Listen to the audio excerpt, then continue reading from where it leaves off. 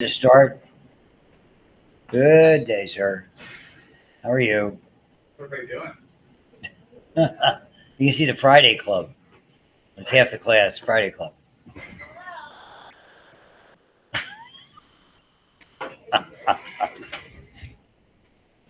All right. See, he's nice. I'm not.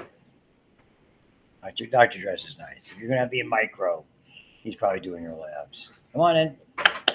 I knew you were here. We're going to get started. It probably, I don't think it'll take the full class time today. But for those not here, since I'm recording, I have pictures of this that I'll incorporate and I'll send to everybody. So you can look at the pictures again, despite my bad handwriting. And you can see the same thing on the PowerPoints, but I did want to go over what's going on first and then show you the rest of the stuff and do the animation. The focus point today is the events at the neuromuscular junction, really how the signal gets there. Once it's there, what happens where the nerve meets the muscle, and then what sort of begins the process of the muscle contracting. And we saw, and we'll see it again on Monday, that excitation, contraction, coupling, and this will provide a little more context, I hope, with all of that. So that's kind of where we're going with all of this. Why don't we just start? How I met my wife. Came into the don't judge me. You're judging me. First class, she came in a little bit late. I had to make a comment. Only 20 years. Kids also thought I was dating somebody who was like 30. No one thinks like not quite 70 age. Go. Moving on. These are the events at the neuromuscular junction. We'll go over them. It basically starts here with a nerve. Okay, and this is terrible artwork. We're going to do microscopic nervous anatomy. This is a typical nerve cell. We don't even use the term nucleus because we use the term nucleus elsewhere in the brain. Like when you took the basal nuclei, the parts of the brain, those are clusters of cell bodies. The cell body is the actual nucleus of the individual nerve. Typical nerves have a receiving end called the dendrite, and the transmitting end, that's what we're talking about here, called an axon. Okay? And there's lots and lots of branches. They branch extensively, so you can have multiple inputs and multiple outputs. That's the beauty of the complexity of the brain. So it's this transmitting end, and all of the branches, as you will see when we look at the animation, extends. So individual branches contact individual muscle fibers. And remember, that's the cell. And it does so, what I would call eccentrically, meaning it's not all in the same place. And the reason it does so, when you fire a muscle, effectively what happens is multiple areas are stimulated. So it's not just one area, because if you constantly use that area, it would typically fatigue. And so when you start to lift something, it starts to fire, and if it's particularly heavy, you keep engaging more, and it does so not all in the same place. Okay, and that's the nature, and so even that part anatomically is very interesting. And so you'll see more of that as we move on and we talk about the muscle physiology and exercise, and that's really not this part of it whatsoever. These are the events at what's called the neuromuscular junction. This is the junction centrally here. You have a motor nerve. That just means a nerve going to a muscle, a skeletal muscle. And what happens is that impulse comes down the nerve, and you're going to see what it does. As the impulse comes down, and we call that an action potential, and that's motor. God only knows. I couldn't think. The action potential of a motor nerve is such that as it comes down the nerve, it's very directional, as you'll see in nerves. And it opens to start the process. Before we get in there, there's these guys. They're called calcium voltage gated channels. So it opens the nerve. It opens those channels and allows calcium to come. This is outside the cell, extracellular calcium. Basically to enter that part of the cell, the very, very tip. And what that does, once the calcium gets in, it allows, they're called synaptic vesicles, to release the chemical that they're storing, acetylcholine. And every motor nerve has the same arrangement. There's nothing, it's the only neurotransmitter, is what it is there. So those synaptic vesicles are already there. They're little packages that have little granules of acetylcholine on a microscopic basis. When you say the term vesicle, it just means a membrane sac that got stuff in it. So a peroxisome's got stuff in it, a lysosome's got stuff in it, other vesicles got stuff in them. It's just a way of storing things. These, the calcium helps them, what we call exocytosis, to spit themselves out into this space. This is called the synapse. This could be called the neuromuscular junction. This author calls it the synaptic cleft because it's a space. It's an immensely tiny space. It's a space that, imagine two objects that are just barely touching on a microscopic basis. That kind of small space. So once the stuff spits out of there, and a lot spits out, it inevitably, immediately contacts this, called the motor end plate. I tried to draw it there, I'm going to put a diagram on it. So we spit out the acetylcholine. With that, the acetylcholine contacts what we call chemical or ligand-gated channels that I tried to draw here. And they cause, effectively, at the neuromuscular junction, the chemicals, they have two-way traffic. 3 sodiums come in, 2 potassiums go out. Because you're getting an extra, for every 2 potassiums that leave, so you're getting 3 sodiums that come in, effectively it's going to make the resting membrane potential there a little more positive or a little less negative, either way you look at it. So what that does is it brings it close to a level we call threshold. And that threshold is sort of a magic number. And so we'll get on to what threshold means, but what this does so far is it changes along this area that resting membrane potential just a little bit. You're going to see it has named end plate potentials, and they become an action potential if they reach this sort of magical number called threshold, which we will discuss probably not today, but going forward. Here, just mention it. Yes. And that's going to lead to an action potential, and that action potential effectively is going to make that individual muscle fiber fire. That's what we're looking at today. It gets a little more complex as we move on. And so what effectively it's heading toward, if it's sufficient, that's the idea of threshold, reaching a tipping point, that it'll cause the changes here to go all the way through sarcolemma, which is the cell membrane, and effectively create a chain reaction, for lack of a better way to express it. So that's kind of what's going on. So the people listening are going to be listening to it or not here. Now I'm going to turn on the screen. Like I said, I'll lift that up and you can get it at the end. I have pictures, but you can take them. I can get in front of them with my artwork. See, I got smiles out of 3 people. Lou, nobody thinks you're funny.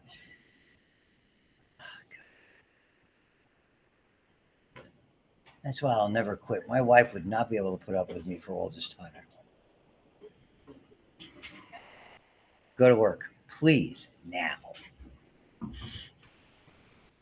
Except during the summer. And she's the first summer I took off in 25 years. So she's allowing me to be home for the summer. Cut the grass. I got you. So, anatomy of motor nerves and the neuromuscular junction. So, these kind of nerves, we call them somatic means of the body. Okay, and effectively, that's the nerves that are part of this. The very last chapter we do is called the autonomic motor system. It's different. It affects smooth muscle and cardiac muscle. So, but these are muscles we have control over. And again, what I showed you before, the axon, and really thread-like they're so tiny. And you'll see in the animation I'm going to show you, it really demonstrates how they branch out very nicely and how they sit on top of this interesting protein structure with lots and lots of these channels called the motor end plate. If you look at micrographs, and I think they're in the PowerPoint as well when we start looking in detail in this, and you certainly can find them online, it's exactly what they look like when we do an electron microscopic view of this. So It's a well understood area, is what I'm saying. And that space is kind of open. That what they call the synaptic cleft. It's got gel in it, but it's not like it's sealed. It's not like a joint cavity. So stuff can flow out of it. And that's the part I didn't talk about that you're going to see at the end that I have up in the upper right hand corner. And I'll just get to talk about that for one split second. To stop it, we have to remove the acetylcholine, the abbreviated AC, the end of the event.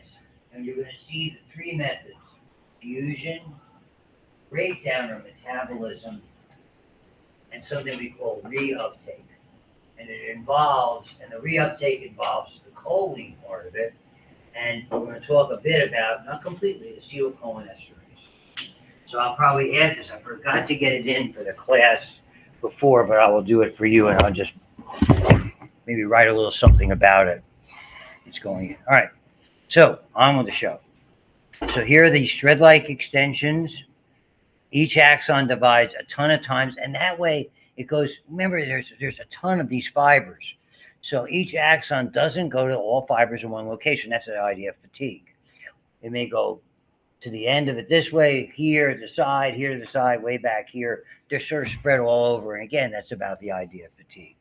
That's interesting anatomically, not a big deal for us to really focus on. And so where it hits the neuromuscular junction, the protein that's on the muscle, the receptor, this giant receptor is called a motor end plate. Each muscle fiber has one neuromuscular junction with one motor neuron. Technically, they'll start talking about these as motor units down the road. So a little like this. So here you can see a bunch of fibers in a muscle. And here's this axon, here's the branching, and it's a fiber over here, and a fiber over here, and a fiber over here. And so they're trying to show you, give you an idea of how it is, how these axon terminals and the underlying junctional folds, which you're going to focus on in a second.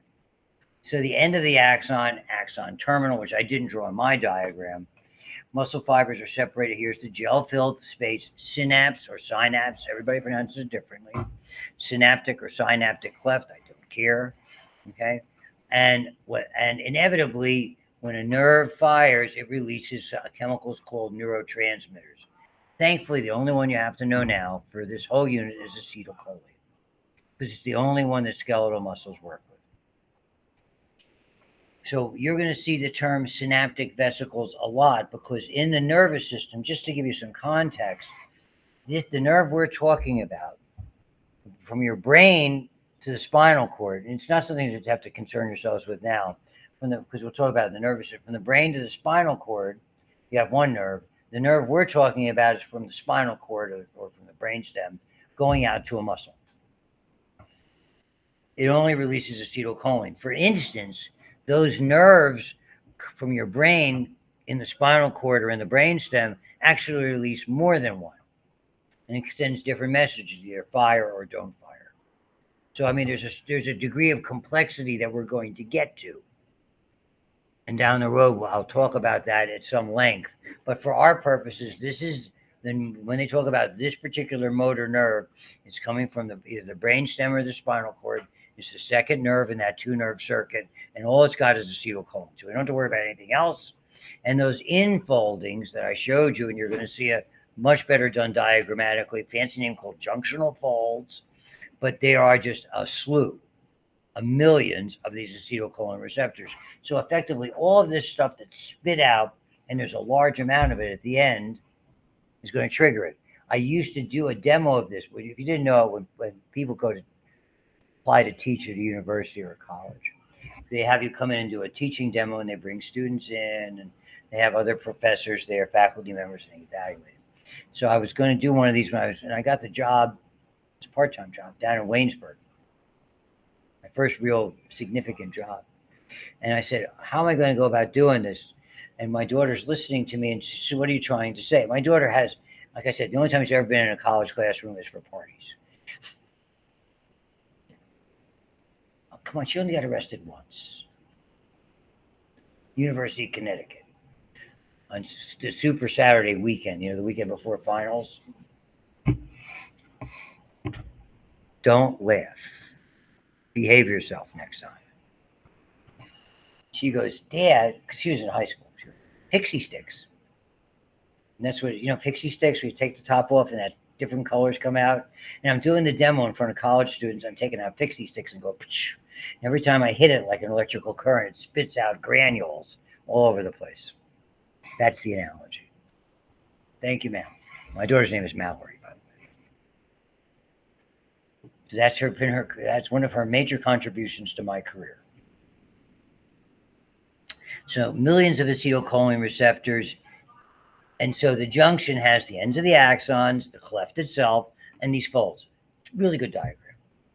It has a ton of mitochondria, not as many as are pictured, much more than we see as pictured here. That's because there's so much energy. Neuromuscular system, most of your energy goes to that. We're constantly using it. So here's the axon, the long tail. This is that little tip, the end of it, the terminus. And those little openings, those are going to be the calcium, the voltage-gated calcium channel. So as the impulse travels down the outside, it triggers it, opens the door, just like you saw in that previous animation, which I'm going to show you again probably Monday. And in comes the calcium, and the calcium enables these synaptic vesicles filled with acetylcholine to get pulled to the edge and spit this stuff out. That's, by the way, we talked a little bit about that in exocytosis in the cell. Okay, and endocytosis, exocytosis is stuff that's on the exam next week. The one question that's not, I'm almost 100% sure it's not there, I'll double check because I don't want to mislead you ever, is that's where Botox works. Botox, it only works in this kind of a cell, the neuromuscular junction with motor nerves and the end plate, and it prevents this from spitting out. That's how it paralyzes. It's the one kind of food poisoning that's fatal. It can happen very, very quickly. I told the other class about it happens if you cold pack stuff or put stuff in mason jars, and you got to know exactly what you're doing. Okay, the biggest time we see is when people make the mistake of doing that stuff and not sterilizing properly. So I mean, the same thing. I've seen it in a lot of things. I have two stepsons who made homebrew. You got to be very careful with that. I had a student who was making mead, which is basically beer, but using honey as the sugar source. Okay. He said, "What's this stuff growing?" He says, "I have a bad feeling about this." We looked at it in the microscope. We stained it. Botulism. Very common in honey, by the way. Very common. It's constantly around. It's all part of our environment. We talk about it at length in micro. But what it does is it doesn't let this stuff go. When people use it for cosmetically, it lasts about 6 months. It blocks that particular motor neuromuscular junction for about 6 months. I mean, and that's why, and it's mostly ladies, when someone uses it, it becomes somewhat addictive in the sense that you constantly have to get re-injected to maintain that situation. And I don't have a problem. Look, you can do what you want. I'm not preachy about this stuff. But you have to understand what the pitfalls are. Everybody, you choose your own course, but you have to understand what the pitfalls are. I say it a lot to students, so I'll say it to you. My job is to provide you, as well as the testing and stuff, is to provide you with information to go forward in your lives. I mean, you make your own choices in life. And I told the other classes the same thing I told my son. Just got a great new job. We were having dinner last night. We were celebrating the job. And I said, as a dad talks to a son, I said, don't F this up. In those very terms. Just the way I would talk to anybody else. And no, we were not drinking. So the big picture. We're going to look today at the events of neuromuscular junction and how the muscle fiber gets excited. And then we'll move on to revisit this excitation-contraction coupling, because it's really the next step to review. And I used it for demonstration last time. And then lastly, cross-bridge, how it actually, the bridges form and how the cell shortens. Can hardly read this. Not a great slide. Kind of is showing you the same area we saw before, these two slides together. But here's why I wrote it. The nerve fires. It fires because it has an action potential. One always exists from your brain basically telling it to get going. It releases the acetylcholine. It binds the receptors. The binding, it's got a fancy name, and I wrote it end plate potentials. So your nerves are always producing a little bit of activity at muscles. We call the residual activity muscle tone. You have it when you're asleep. Okay. If you try it the next time, just somebody when they're asleep, it's not like you can. It doesn't flop down. That would happen if they're comatose. Okay, they lose that. But for most of us, we have residual muscle tone. It's there. I told the other group, basically, from a surgical perspective, we are aware of that. So if somebody damages a tendon or we have to do a reconstruct, I mean, if you make it too tight and not account for that muscle tone, let's say you have a finger that's like that, people are not going to be happy. Or you can have if you make it too loose, it'll have to be floppy. They can't control it. So you have to account for that, and you know from experience where it should be with regard to this muscle tone. There's a lot of nuances to things like that. So it's always doing it. And to some extent, that's a good analogy for these end plate potentials. It's not really generating motion, but it has a certain degree of activity that causes it not to, let's say, rest completely or be flaccid or flail. So flaccid means it's just not moving at all. Really, the muscle's not working whatsoever. So all of that is there. So those are end plate potentials. If they're sufficient, if there's enough of them in an area, in a region, in a period of time, because they break down and they start to go away very, very rapidly, almost immediately as they fire, as immediately as they're released, rather, and contact that area where the sodium goes in and the potassium goes out, you're going to see that. So in order to be an action potential, you need a fair amount of it in a fairly short period of time. And then we'll get to the excitation, contraction, coupling, and the cross-bridge cycle later. So here it is again. It arrives at the terminal, the action potential.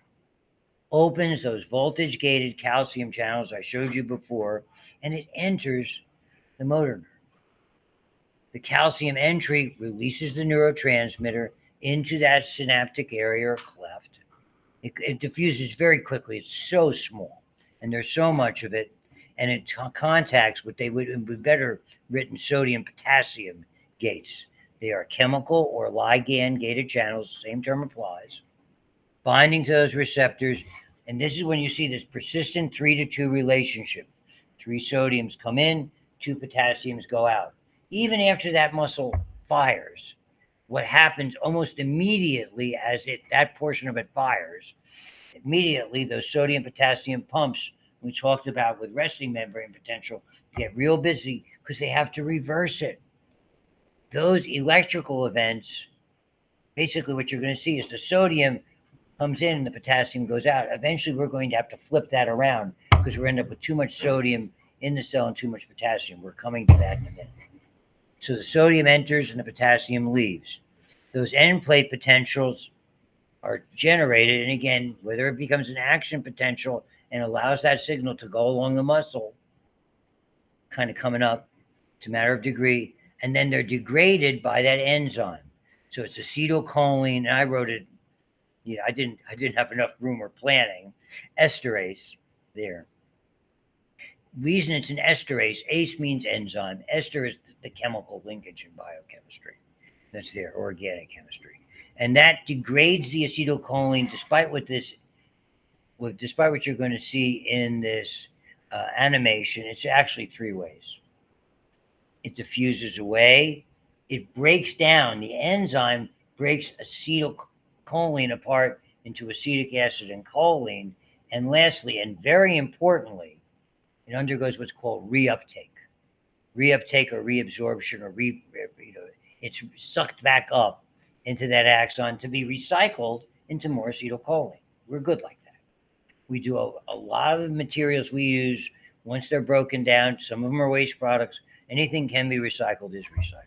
And that is very relevant going forward when we get into the nervous system. So they show you the pictures of it that are here, and they have a lot of this stuff that goes with it. So it's the same thing. They're showing you the diagram. Basically fires here, those calcium voltage gated channels. spits out the acetylcholine effectively, contacts these receptors, and basically they work for both sodium and potassium. 3 sodiums in, 2 potassiums out, eventually reversed by those sodium potassium pumps throughout the entirety. And then they're talking about degradation or breakdown or metabolism. Those words are interchangeable. If I use one and you're not sure of on the test, just ask me. That's not this test, obviously. We typically do that third exam sometime in November, maybe the week before Thanksgiving, that type of stuff. You guys kind of get hammered Thanksgiving, the week immediately before Thanksgiving. Typically, that's when a lot of instructors give tests. Sorry. We all do it. Let's listen. Make me look good. Where did the sound go? Oh, I see. That's horrible. Hold on. Action potential propagates down a motor neuron. Action potentials travel from the brain or spinal cord to trigger the contraction of skeletal muscles. An action potential propagates down a motor neuron to a skeletal muscle fiber. The site where a motor neuron excites a skeletal muscle fiber is called the neuromuscular junction. This junction is a chemical synapse consisting of the points of contact between the axon terminals of a motor neuron and the motor end plate of a skeletal muscle fiber. The events at the neuromuscular junction occur in 7 coordinated steps. Step 1. An action potential travels the length of the axon of a motor neuron to an axon terminal.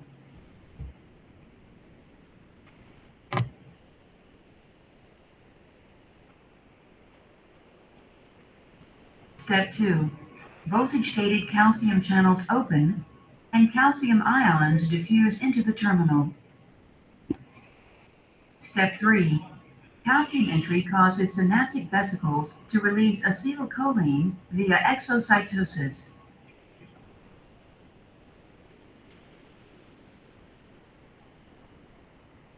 Step 4.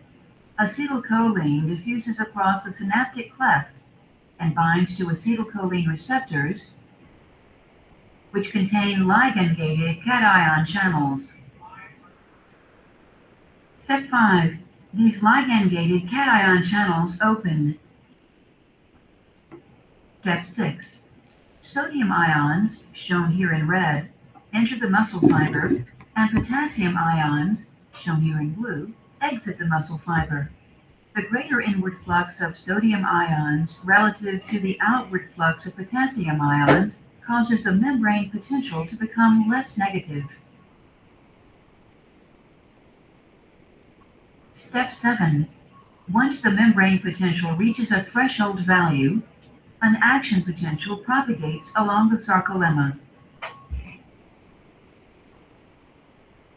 Neurotransmission to a muscle fiber ceases when acetylcholine is removed from the synaptic cleft. This removal occurs in 2 ways. 1. Acetylcholine diffuses away from the synapse. 2. Acetylcholine is broken down by the enzyme acetylcholinesterase to acetic acid and choline. Choline is then transported into the axon terminal for the resynthesis of acetylcholine. I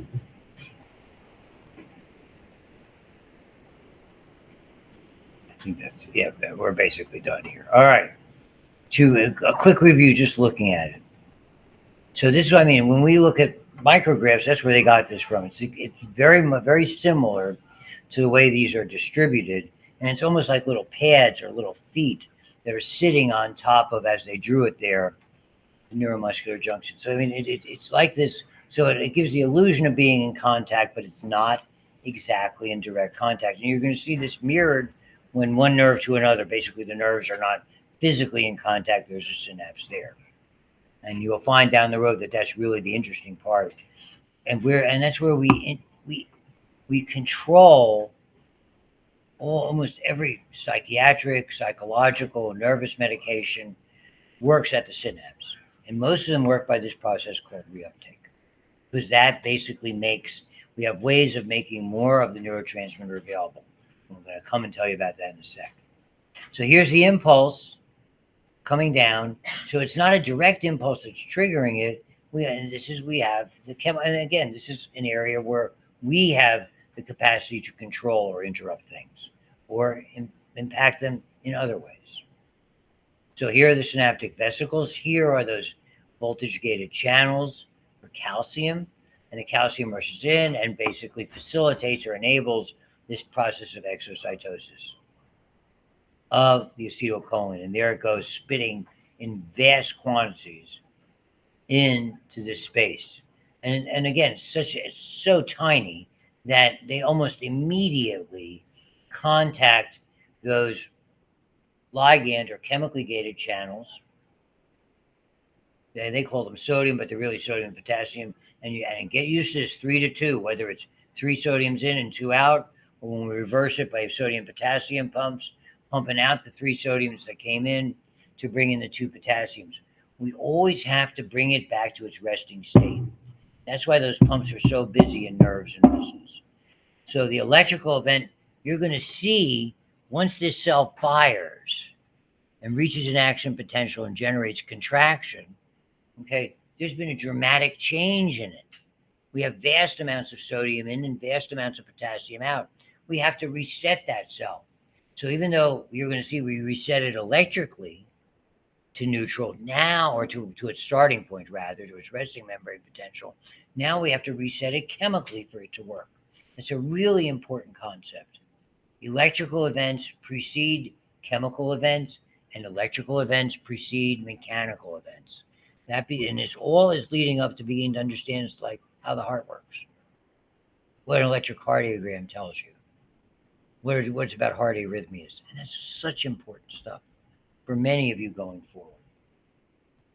So here you see the sodium in, the potassium out, and basically it'll, if sufficient, it starts with an end plate potential, but if there's enough of it in a limited space over a limited amount of time, boom, we get an action potential. And you'll see how that works very shortly. We see some additional illustrations. And then these are not 2 steps, but 3 steps. Okay, some of it will go away. That's diffusion. Again, it's not a closed space in the sense that it's got boundaries that are fixed and stuff can't get through. And then comes this acetylcholinesterase.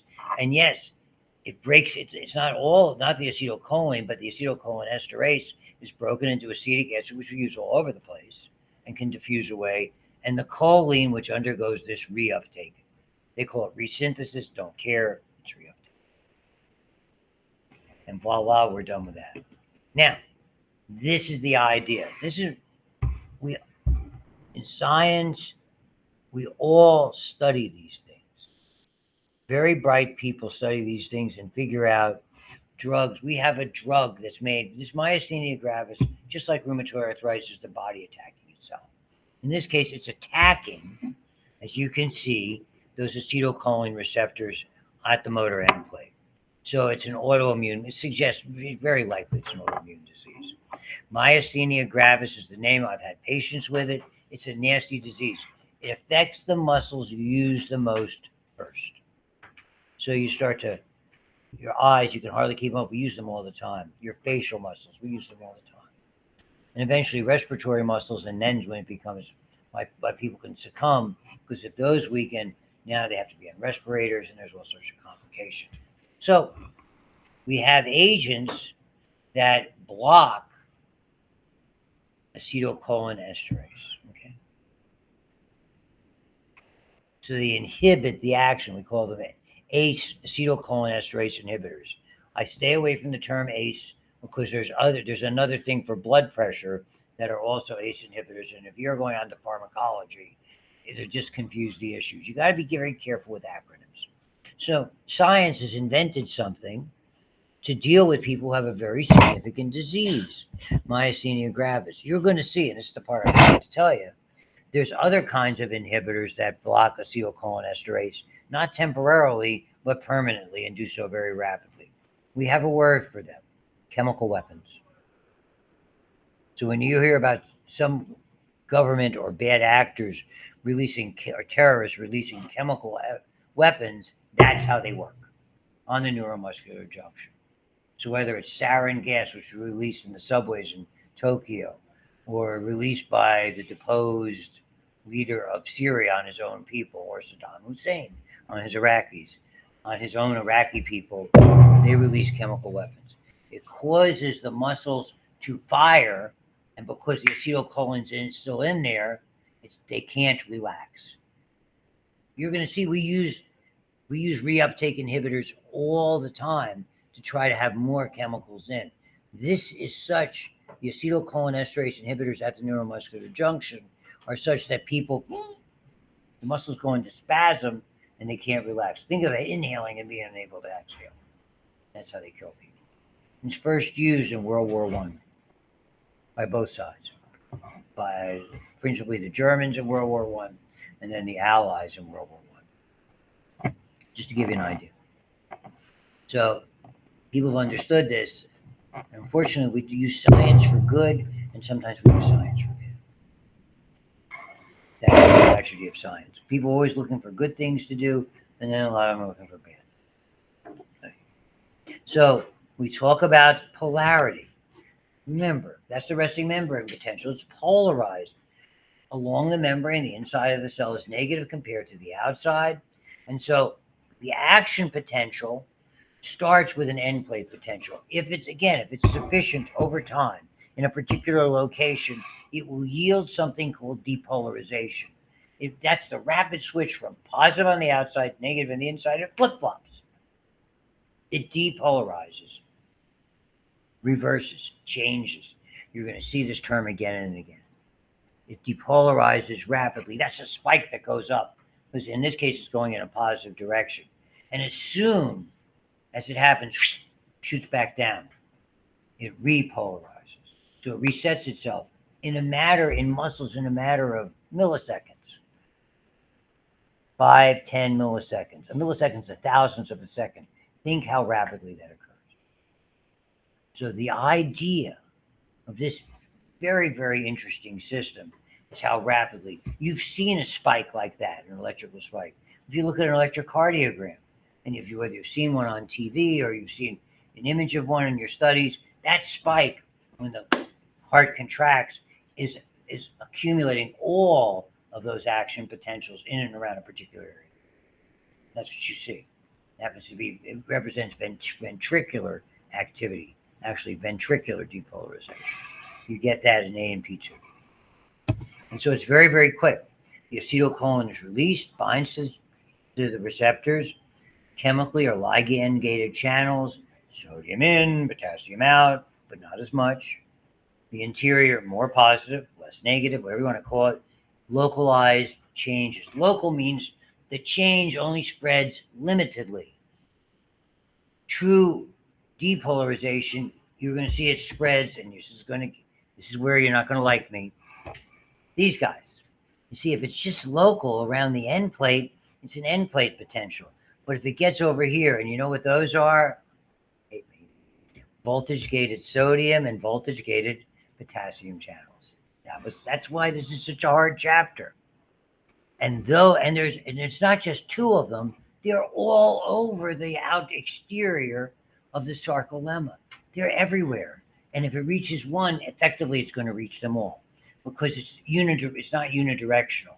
So if here's where it is, it radiates out that action potential. And as soon as it hits one of those, it lets in giant amounts of sodium.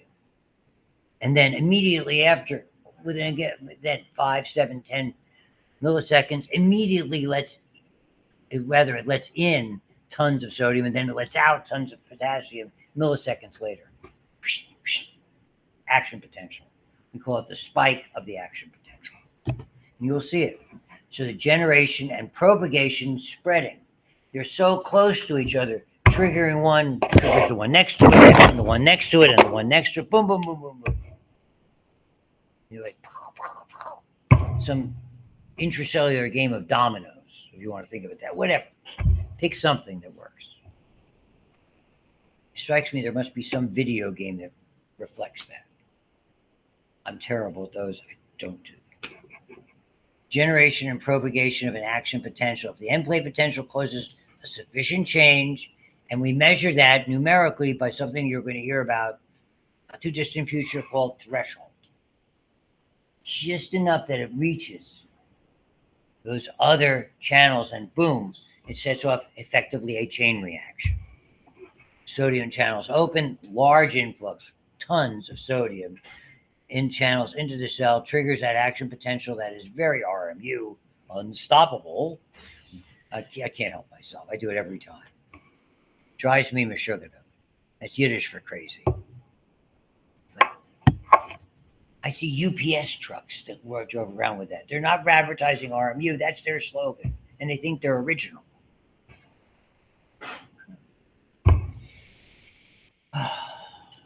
Marketing.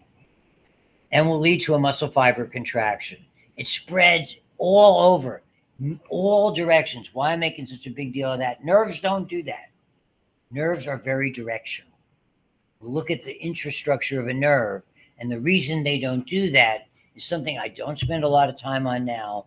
We'll look at it more in nervous system. Its most important area is understanding the heart, and I'll show you in a second. The next one and the next one, and that's this guy.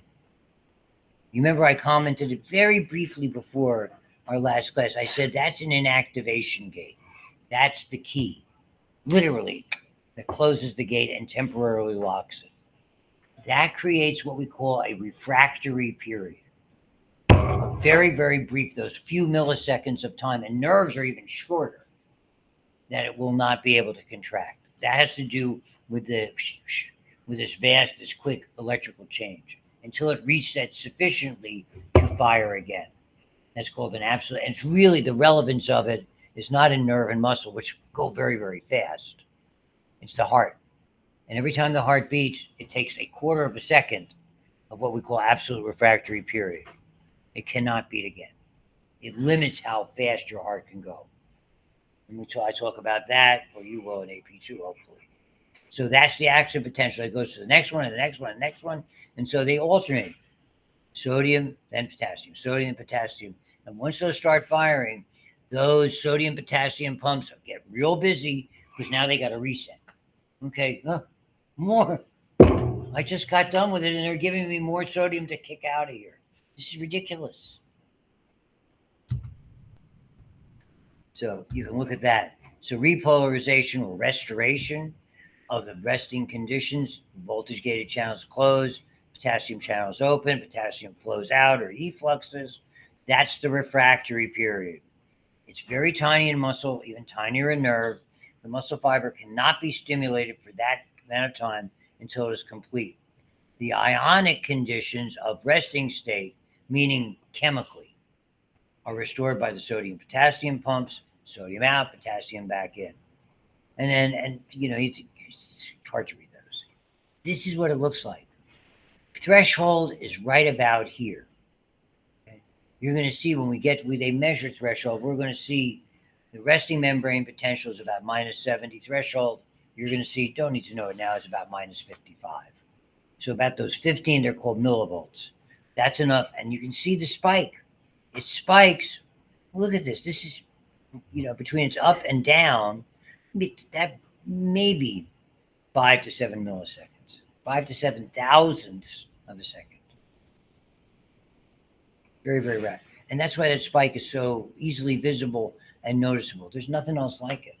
And when you see it on an electrocardiogram, basically it's that spike that's from a lot of the activity that's using in the most muscular area of the heart. I don't know if they're going to explain it to you in detail. The reason why I make a big deal of it, and this is an aside, is for people who are going to work critical care, you have to really know a lot about electrocardiogram. You really do.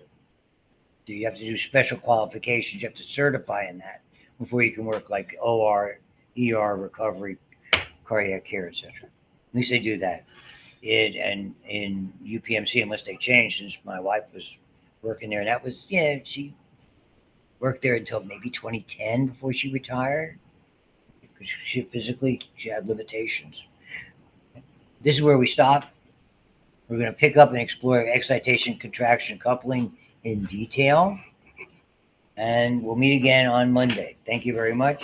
Bye-bye. Great weekend. Enjoy.